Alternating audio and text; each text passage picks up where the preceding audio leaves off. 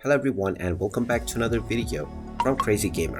In this video, I'm going to show you how to appear offline on your Meta Quest Oculus account. So let's get started right away. First of all, open up the Meta Quest Oculus app on your device.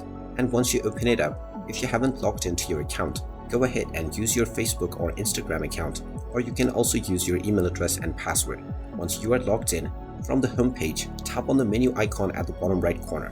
Now within this page, you will see settings. Go ahead and tap on it. And now in order to make your profile appear offline, simply scroll down and tap on privacy settings. Within this option, you will see the active status option. Go ahead and tap on it. And now if you wish to appear offline, you can simply turn off the show your active status option. Once this is turned off, your profile will be shown as offline to you as well as everyone else. And there you have it. That is how easy it is to appear offline on the Meta Quest Oculus app. If you find this video helpful, make sure you hit that like button and subscribe to our channel if you haven't done so already. Also ring that notification bell to never miss another update from us. Thank you for watching and I will see you again in the next video.